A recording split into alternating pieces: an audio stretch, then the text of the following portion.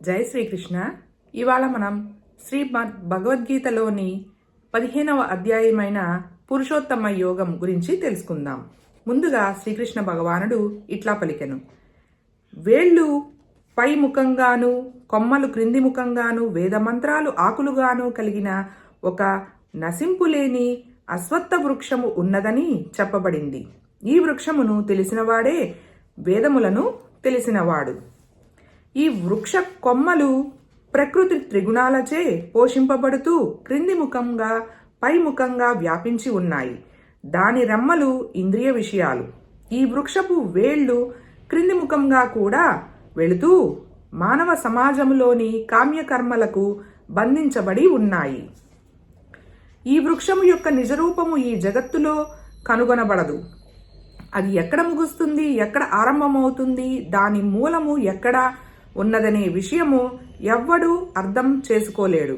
కానీ ఈ స్థిరంగా వేళ్ళు నిన వృక్షమును మనిషి నిశ్చయముతో అసంగత్వమనే ఆయుధముచే ఖండించి వేయాలి.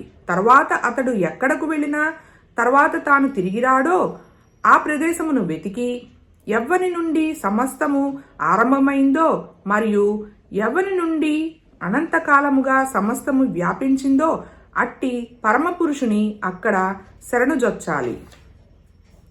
మిథ్య గొప్పతనము, మోహము, మిథ్యా సాంగత్యము నుండి విముక్తులైన వారు, నిత్యమైనది అర్థం చేసుకున్నవారు, కామము నుండి బయటపడిన వారు, సుఖదుఖాలచే ద్వంద్వాల నుండి విముక్తులైన వారు, భ్రాంతిరహితులై పరమపురుషునికి శరణుజొచ్చే విధమును తెలిసినవారు అయిన వ్యక్తులు అట్టి నిత్యమైన పదమును పొందుతారు. అట్టిన పరంధామము సూర్యచంద్రులచే గాని, అగ్ని విద్యుత్తులచే గాని ప్రకాశింపజేయబడదు. దానిని చేరిన వారు ఈ భౌతిక జగత్తుకు ఏనాడు తిరిగి రారు.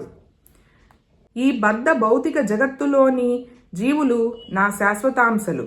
కానీ బద్ధ జీవితం కారణంగా వారు మనసుతో కలుపుకొని 6 ఇంద్రియాలతో తీవ్రమైన సంఘర్షణ చేస్తున్నారు.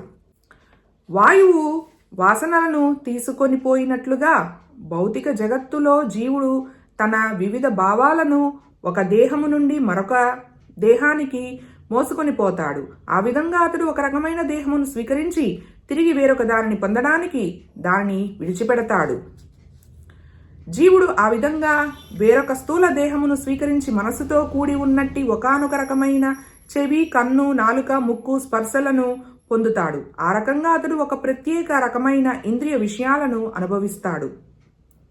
జీవుడు తన దేహమును ఏ విధంగా విడిచిపెడతాడో, ప్రకృతి గుణ ప్రభావంలో ఏ రకమైన దేహమును అతడు అనుభవిస్తాడో మూర్ఖులు తెలుసుకోలేరు. కానీ జ్ఞాన శిక్షణ పొందిన నేత్రాలు కలిగిన వాడు ఇదంతా చూడగలుగుతాడు. ఆత్మానుభూతిలో నెలకొనినట్టి యత్నశీలురైన యోగులు దీనినంతా స్పష్టంగా చూడగలుగుతారు. కానీ మనస్సు ఎదగని వారు, ఆత్మానుభూతిలో నెలకొనని వారు ప్రయత్నించేటప్పటికీ ఏమి జరుగుతున్నదో చూడలేరు. ఈ సమస్త జగత్తులోని చీకటిని నశింపజేసే సూర్యునిలోని కాంతి నా నుండే వస్తున్నది. చంద్రునిలోని కాంతి, అగ్నితేజము కూడా నా నుండే కలుగుతున్నాయి. నేను ప్రతి గ్రహంలోనూ ప్రవేశిస్తాను. నా శక్తి చేతనే అవి కక్షలో నిలిచి ఉంటాయి. నేనే చంద్రుడినై సమస్త ఔషధులకు జీవన రసమును సమకూరుస్తున్నాను. నేనే సకల జీవుల దేహాలలోని జఠరాగ్నిని ప్రాణ అపాన వాయువులతో కలిసి నేను 4 రకాలైన ఆహార పదార్థాలను అరగిస్తున్నాను. నేను ప్రతి ఒక్కడి హృదయంలో ఆసీనుడై ఉన్నాను. నా నుండే జ్ఞాపక శక్తి, జ్ఞానము, మరుపు కలుగుతున్నాయి. వేదాలన్నింటి ద్వారా నేనే తెలియదగిన వాడిని.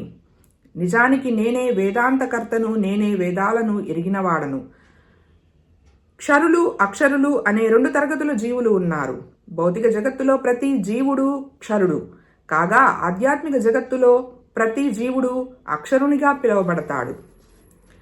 ఈ ఇద్దరూ కాకుండా ముల్లోకాలలో ప్రవేశించి వాటిని భరిస్తున్నట్టి సాక్షాత్తుగా అవ్యయ ప్రభువు పరమాత్ముడు అనే సర్వోత్తముడైన పురుషుడు ఉన్నాడు.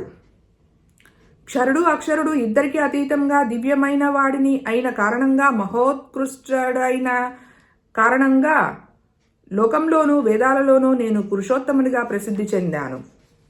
సంశయము లేకుండా నన్ను పురుషోత్తముగా తెలుసుకున్నవాడు సమస్తమును ఎరిగినవాడు. ఓ భరతవంశీయుడా, అందుకే అతడు నా పూర్ణమైన భక్తియుత సేవలో నెలకొంటాడు. ఓ అనగా వేదశాస్త్రాలలోని ఈ అత్యంత రహస్యమైన భాగము ఇప్పుడు నాచే నీకు వెల్లడి చేయబడింది. దీనిని అవగాహన చేసుకున్నవాడు ఎవడైనా బుద్ధిమంతుడవుతాడు. అతని ప్రయత్నాలు పూర్ణత్వమును పొందుతాయి. ఇలా శ్రీమద్ భగవద్గీతలోని పురుషోత్తమ యోగము అనే 15వ అధ్యాయము భక్తి వేదాంత భాష్యము సమాప్తం. సర్వం శ్రీకృష్ణార్పణమస్తు.